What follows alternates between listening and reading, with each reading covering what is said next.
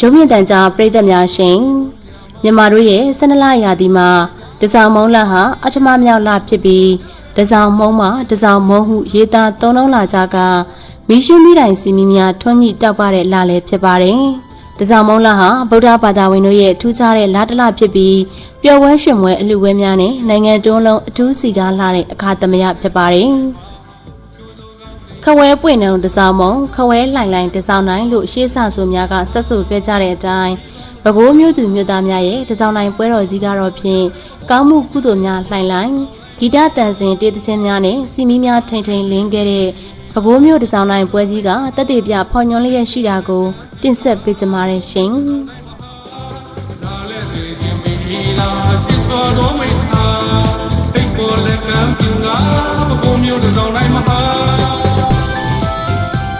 မြမရိုးရအစင်လာရတစောင်းနိုင်ပွဲတော်အဖြစ်ကထိန်အလှပွဲမတိုးတင်ငန်းရဲလုံပူဇော်ပွဲစီမီထွန်းပူဇော်ပွဲနဲ့မိဘုံပြန်ပွဲစတူဒီတာလူဒန်းပွဲနိဗ္ဗာန်ဈေးပွဲတော်များကိုအစင်လာမပြတ်ကျင်းပလေရှိကြပါတယ်ကထိန်တင်ငန်းတစ်မျိုးဖြစ်တဲ့မတိုးတင်ငန်းကိုတစားမုံလာဆန်14ရက်နေ့ညမှာတော့ရက်ကန်းစင်တော်မှာတင်ပြီးနေမကူးစေပဲညာရင်းချင်းအပီးရလို့ရက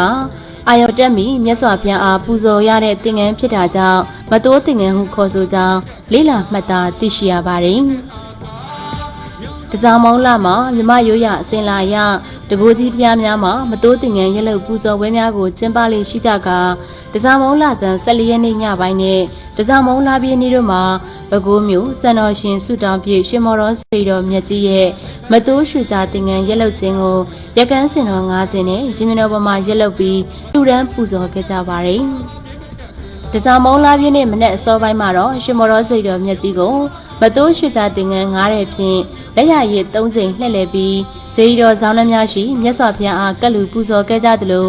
တစားမုံလာပြည့်နေ့ဟာကျေတရာနက္ခတ်ဆောင်တဲ့အခါသမယဖြစ်ပြီးစေပေါင်းကားတဲ့နေ့ဖြစ်တာကြောင့်တကူကြီးဖျားများမှာပန်းရည်ချမ်းစီမီအမွှေးနှစ်တာကပ်လူသူများဥပုသ်သီလစောင့်တည်သူများတရားဘာဝနာအားထုတ်သူများကောင်းမှုကုသိုလ်ပြုသူများစတူဒီတာကျွေးမွေးလှူဒန်းသူများဖျားဖူလာပြည်သူများနဲ့တစားမုံလာမှာကုသိုလ်ဒါနတော်ဖြင့်ထုံမုံကအေးချမ်းတရားလျက်ရှိပါတယ်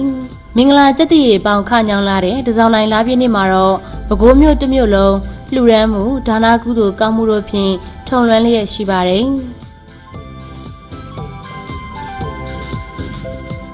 နိဗ္ဗာန်ဈေးပွဲတော်ဆိုဒီမှာအလူပေးတဲ့ဈေးပွဲတော်တစ်မျိုးဖြစ်ပြီးလူရန်ကျင်တဲ့သူများကမိမိလူလိုတဲ့ပစ္စည်းများကိုပေးဝေတဲ့အလူမျိုးဖြစ်ကတစားမုံလာမှာနိဗ္ဗာန်ဈေးပွဲတော်ကိုအသင်းအဖွဲ့လိုက်ဌာနဆိုင်ရာများအလိုက်မြို့နယ်အလိုက်ရက်ကွက်အလိုက်အိမ်ယာဝင်းအလိုက်မိသားစုအချင်းချင်းတဦးနဲ့တဦးချစ်ခင်ရင်းနှီးမှုရှိစေဖို့နိဗ္ဗာန်ဈေးပွဲတော်ကိုကျင်းပပြုလုပ်လေ့ရှိကြပါတယ်12လရာသီပွဲတော်များနဲ့တစားမုံလာမှာမြမရိုးရအစင်လာအရအယုတ်အလက်အမျက်မရွေစတူဒီတာကျွမ်းမွေးလှူဒန်းကကုသိုလ်ရယူတဲ့ပွဲတော်တစ်ရက်လည်းဖြစ်ပါတယ်မြင်ရသူတိုင်းပီတိဖြစ်ပွဲအလှတော်မင်္ဂလာတစ်ရက်ကိုပဲခူးတိုင်းဒေသကြီးအစိုးရအဖွဲ့ကကျင်းပပြီးတစောင်းတိုင်းမီထွန်းပွဲတော်လာသူဖျားဖူးလာပြည်သူဦးရေ15000အတွက်စတူဒီတာကျွမ်းမွေးလှူဒန်းပွဲကိုစုတောင်းပြီးရွှေမော်တော်စေတော်မြတ်ကြီးအနောက်ဘက်မုံမှာရှိတဲ့စတူဒီတာမန်တက်မှာလှူဒန်းမှုပြုခဲ့ပြီးလာရောက်သုံးဆောင်သူများနဲ့စီကားများပြားခဲ့ပါတယ်စတူဒီတာကျွမ်းမွေးလှူဒန်းပွဲမှာမပါမဖြစ်ကတော့ကျွေးမွေးအခမ်းခြင်းပဲဖြစ်ပါတယ်များပြားလာတဲ့ဧည့်သည်တော်တွေကိုလူလေသေးမရှိအောင်အခမ်းကြတာဆိုရင်ဖြင့်ယဉ်ကျေးမှုတရက်လို့လဲဆိုနိုင်တယ်လို့စတူဒီတာလူဒန်းပွဲမှာဝိုင်းဝန်းကလှုပ်အားဒါနပြုကြသူများကိုတွေ့မြင်ရတာဆိုရင်ဖြင့်ကြည်နူးစရာကောင်းလာပြီးဘာသာရေးနဲ့အတူလူမှုရေးတို့လွှမ်းခြုံထားလျက်ရှိနေပါတယ်ပဲခူးမြို့စတူဒီတာကျွမ်းမွေးလူဒန်းပွဲကိုပရဟိတအသင်း30ကျော်မှပါဝင်လှုပ်အားပေးသူ900ကျော်နဲ့ပညာရေးဌာနမှာပါဝင်လှုပ်အားပေးသူ300ကျော်တို့ဖြင့်စတူဒီတာမန်တက်မှာလာရောက်ပါဝင်လှုပ်အားဌာနလှူဒန်းမှုပြုခဲ့ကြပြီးထမင်းငကျင်းပေါင်းချင်းဟင်းငပိရီတို့စရာအစုံလင်းတို့ဖြင့်စေတနာတရားထက်သန်စွာအရှံပဲကျိုးမွေးလှူဒန်းမှုပြုခဲ့ကြတာဆိုရင်ဖြင့်မူရိတာပွားတာရုခေါ်ဆိုနိုင်ကြမှာဖြစ်ပါတယ်စတူဒီတာအလုပ်တစ်ခုပြမြောက်ဖို့အတွက်ဆိုရင်ဖြင့် ဝိုင်းဝန်းလိုအားဒါနပြုသူများရဲ့အားနဲ့အများကစုပေါင်းကလှုပ်ဆောင်ကြရပြီးအလူမင်္ဂလာပွဲများရဲ့ညီညွတ်ခြင်းအင်အားလို့ဆိုနိုင်တယ်လို့စုပေါင်းဆောင်ရွက်ခြင်းချစ်စရာအလေးထားများကိုတွေ့မြင်နိုင်ကြမှာဖြစ်ပြီးအလူမင်္ဂလာပွဲများရဲ့မယိုးနိုင်တဲ့ယဉ်ကျေးမှုတည်းလည်းဖြစ်ပါရဲ့ရှင်။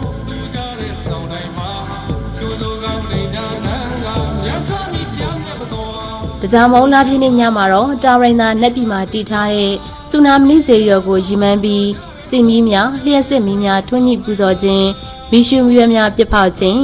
မိဘုံများကောင်းကင်ချက်ကိုလွှတ်တင်ပြီးခန္ဓာကြီးကျယ်စွာပူဇော်လှူဒန်းလေးရှိကြပါတယ်။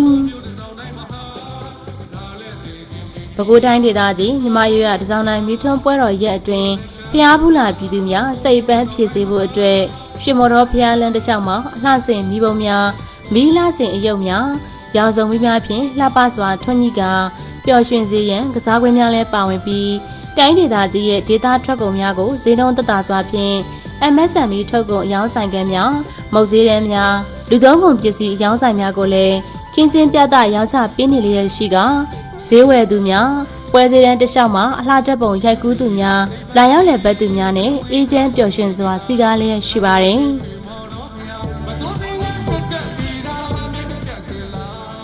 ပဲခူးတိုင်းဒေသကြီးမြမရွရတစောင်းတိုင်းမီထွန်းပွဲတော်ကို10ရက်တာကျင်းပပြုလုပ်ခဲ့သလိုမိဘုံပြန်များကောင်းကင်ချက်လွတ်တင်ပူဇော်ခြင်းကို2ရက်တိုင်တိုင်ကျင်းပခဲ့တာဖြစ်ပါတယ်။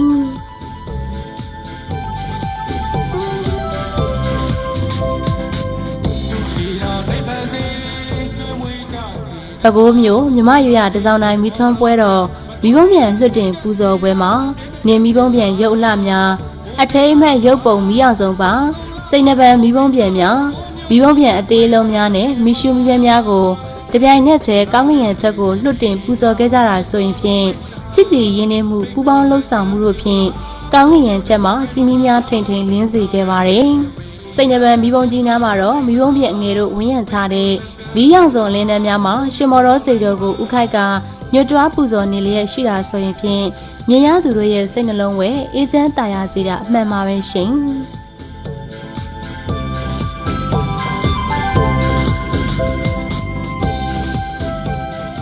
မိဘုံပြန်များလှစ်တင်ပူဇော်နေစဉ်မှာရုပ်ရှင်ဂီတသဘင်နယ်ပယ်အသီးသီးမှာနာမည်ကျော်အနုပညာရှင်များတေးသချင်းများကမြမြိုင်ဆိုင်ဆိုင်ဂီတတန်များကမြူးမြူးကြွကြွမိုးရံထိတီဆိုးဖျော်ဖြေကြတာဆိုရင်ဖြင့်တစားမုံလာကိုပုံမအသက်ဝင်က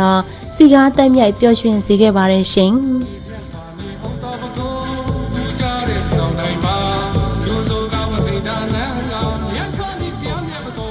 ပွဲတော်ကာလအတွင်းမြို့ပေါ်ဂီတဝါသနာပါသူများတေးသံရှင်များမှလည်းမီးရောင်စုံအလှပြရင်းများဖြင့်မြို့တွင်လှည့်လည်ကညစဉ်တေးသချင်းများဖြင့်ဖျော်ဖြေပေးလျက်ရှိကပွဲစည်းတန်းလျှောက်သူလာရလည်ပတ်သူများနဲ့စီကားများပြလျက်ရှိပါတယ်။တစောင်းတိုင်းမီးထွန်းပွဲတော်ကာလအတွင်းမြို့ပေါ်ရက်ွက်များမှလည်းဖျော်ဖြေမှန်းတက်ဖြင့်ဂီတအနုပညာရှင်များဒေသခံဂီတဝါသနာရှင်များမှတီဆိုဖျော်ဖြေပေးခဲ့ကြပြီးတီဆိုသူလာရောက်နားဆင်ခန်းစားသူများနဲ့ပျော်ပျော်ရွှင်ရွှင်တစောင်းတိုင်းပွဲတော်ကိုခမ်းနားတက်မြိုက်စွာဆင်နွှဲခဲ့ကြပြီးစီမီများထိန်ထိန်လင်းဂီတရောင်စုံတိုင်းတို့မြမြိုင်ဆက်ဆိုင်တဲ့တစောင်းတိုင်းပွဲတော်ကိုဆင်နွှဲခဲ့ကြတာလည်းဖြစ်ပါတယ်ရှင်။ရုပ်မြင့်တန်ကြားပရိသတ်များရှင်။ပဲခူးမြို့ရဲ့စက်တီရီဆောင်စံတော်ရှင်ဆုတောင်းပြည့်ရွှေမော်တော်စေတော်မြတ်ကြီးအားညွတ်တွားခရပူဇော်တဲ့တစောင်းတိုင်းမီထွန်းပွဲတော်စတူဒီတာကျုံမင်းလူရန်ပွဲမတိုးရွှေကြတင်ငန်းရက်လုတ်ပူဇော်ပွဲမိဘပြန်လှတ်တင်ပူဇော်ပွဲ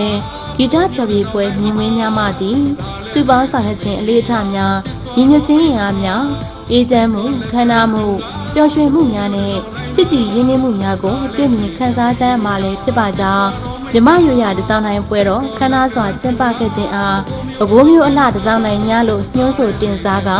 မှတ်တမ်းပြုရိုက်ကူးတင်ဆက်ပေးလိုက်ရပါတယ်ရှင်။